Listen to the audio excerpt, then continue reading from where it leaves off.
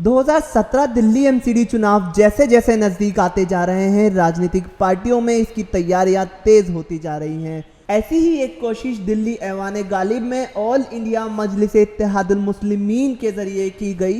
दिल्ली ऐवान गालिब में AIMIM ने एक भव्य सम्मेलन का आयोजन किया, जिसका उद्देश्य और मंशा विभिन्न राजनीतिक और सामाजिक हस्तियों को मजलिस इत्तेहादुल मुस्लिमीन ज्वाइन कराना था।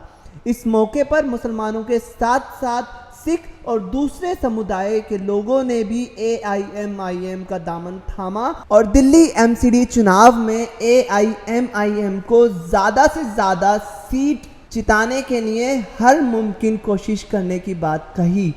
साथ ही ये भी स्पष्ट किया कि 2017 एमसीडी चुनाव में AIMIM असदुद्दीन ओवैसी के नेतृत्व में सभी सीटों पर अपने उम्मीदवार उतारेगी। आज के प्रोग्राम का ताल्लुक़ है तो ये पहला प्रोग्राम है इस तरह का, और अभी हमारी नई तश्कील हुई है दिल्ली प्रदेश की, तो हम शुरुआत कर रहे हैं। ये हमारी शुरुआत है, तो हमने शुरुआत की है कि हम बड़े पैमाने पर दिल्ली में जो समाजी और पॉलिटिकल कारकुन हैं उनको लाकर ज्वाइन कराएं पार्टी। काफ़ी लोग बेचैन हैं, चाहते हैं कि कोई मुतबादिल मिले, कोई अल्टरनेट मिले उन्हें।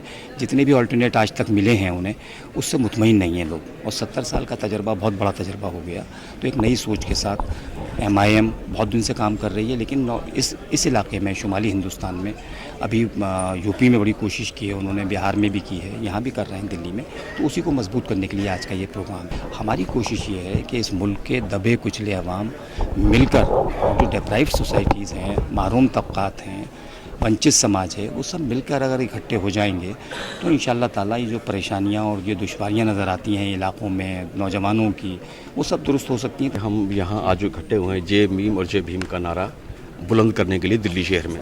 दूसरा, हम यहाँ इस गठबंधन को मजबूत करना चाहते हैं 2017 के लिए, और आज इंशाअल्लाह ताला 2017 के इलेक्शन की शुरुआत करेंगे हम लोग यहाँ। और दोनों कम्युनिटीज़ को, दलित समाज को, जाटव समाज को, सिख समुदाय को और हमारे जितने भी लोग हैं उनको MIM मजलिस की तरफ लाने की पूरी कोशिशों की जो एक मुहिम हमने आज शुरू कर रहे हैं हम लोग। वो तो झूठ के लेवल पे उन्होंने सरकार बनाई थी, और झूठ के पांव ज़्यादा देर तक टिकते तो नहीं। उन्होंने जानबूझकर एक हवा बना रखा है कि नरेंद्र मोदी जी मुझे काम नहीं करने दे रहे। उन्होंने पब्लिक से वादा वही किया जो केंद्र में आता था, और जबकि उनके सारे वादे केंद्र सरकार पूरी कर सकती थी, मगर ये स्टेट गवर्नमेंट नहीं कर सकती। उन्हें तो मालूम था, मगर उन्होंने पब्लिक को ज़बरदस्ती बेवकूफ़ बनाया इस इशू को लेकर। अब वो जब चीज़ें एक्सपोज हो रही हैं तो प्रधानमंत्री पे डाल रहे हैं, जबकि वो खुद कर ही नहीं सकते। अभी उन्होंने कुछ स्कूल बनाने के भी वादे किए थे, कुछ स्कूलों की नींव भी रखने वाले थे, वो अभी तक नहीं हुआ। और पिछले 1 साल पहले वो अनाउंस कर चुके हैं कि वो मुसलमानों के लिए कम से कम 5 स्कूल बनाने जा रहे हैं दिल्ली में। कहाँ नींव रखी है उन्होंने, कहाँ वो जगह है, कहाँ से अलर्ट कराई है जगह, कहाँ है वो स्कूल? मुसलमानों के लिए उन्होंने कोई काम नहीं किया इसके अंदर, जबकि वो मुसलमानों के वोट बैंक की वजह से जीते हैं दिल्ली के अंदर। सबसे बड़ा वोट बैंक कांग्रेस को छोड़ के मुसलमानों सब ने पोल किया है आम आदमी पार्टी को, सिर्फ इसलिए कि एक सेक्युलर पार्टी है। जिस तरह के सपने उन्होंने दिखाए थे, लगा था कि शहर बदलेगा, मगर अफसोस धोखे के अलावा हमें कुछ नहीं मिला। दिल्ली में होने वाले ये एमसीडी चुनाव केजरीवाल सरकार का रिपोर्ट कार्ड भी पेश करेंगे।